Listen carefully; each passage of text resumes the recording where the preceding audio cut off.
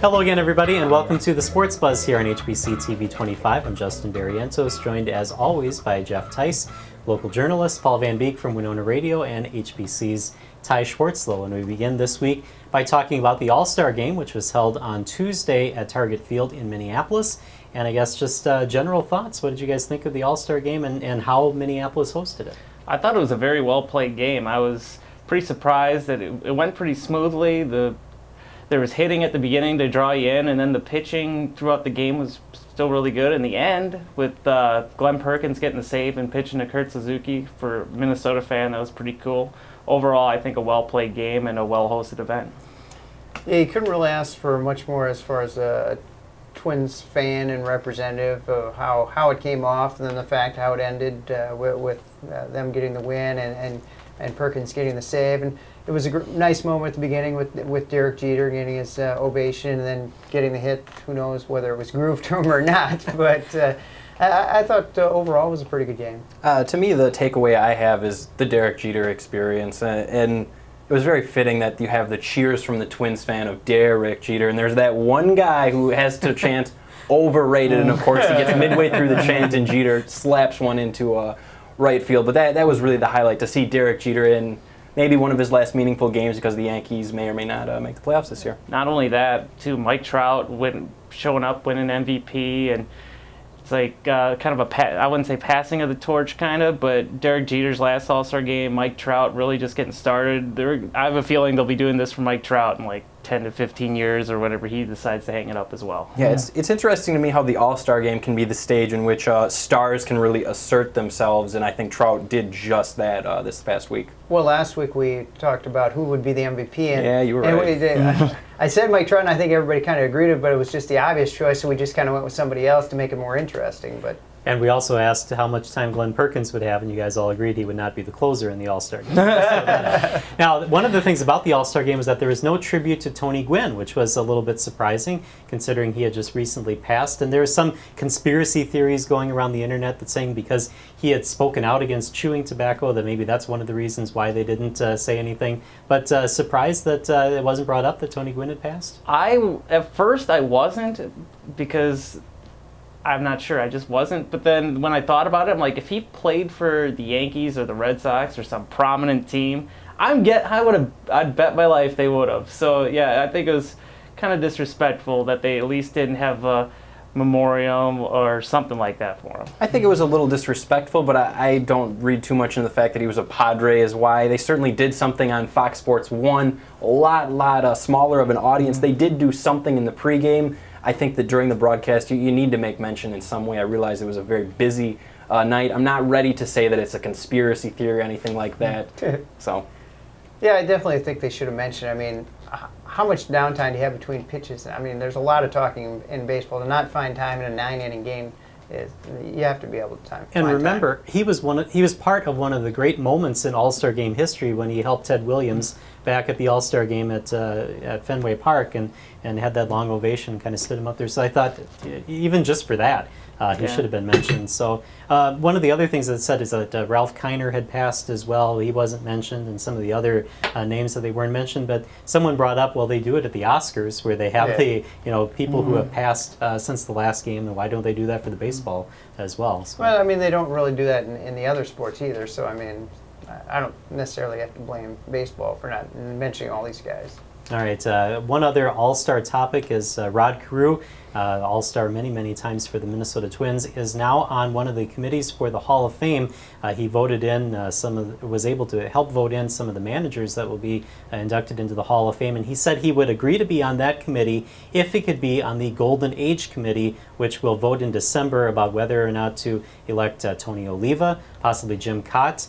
Tony Oliva came close the last time that the committee met when they elected Ron Santo into the Hall of Fame. Do you think Tony Oliva or Jim Kaat belong in the Hall of Fame?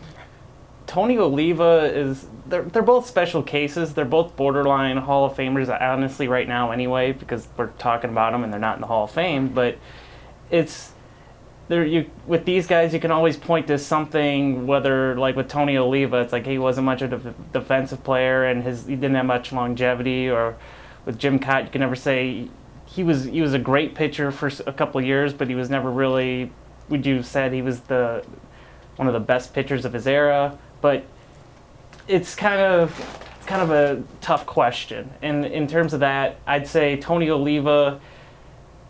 With these guys not being in the Hall of Fame, I think it makes the Baseball Hall of Fame more credible, because and with Jack Morris as well, who recently didn't make it. If he didn't make it, and you can say, wow, that guy didn't make it, and he did all this good, and it's like it makes your Hall of Fame more credible, and it makes it even more special to get in. I don't think there's much shame to be just narrowly out of the Hall of Fame. I don't think the credibility of the Hall of Fame really matters, and the answer to this question for me is I'm very indifferent because of a little bit of the steroid era and the fact that the Hall of Fame, it's tough for me to really say that it is truly the best players in there.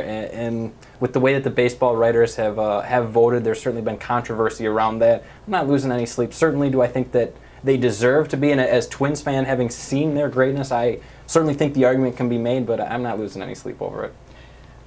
As Jeff said, they're kind of two different cases. One in the being, you've got a player like Tony Oliva, who was great for not as long of a period because of the injury that he suffered. But then you got Jim Kaat, who kind of hung around 25 seasons.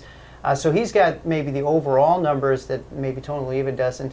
But maybe Tony Oliva in the short span was a little bit better player than Jim Kaat was. I guess it's how you want to look at it. Tony Oliva, it's kind of, do you think that guys that are great for a short amount of time should be elected into the Hall of Fame, or whether or not they need to put together a career?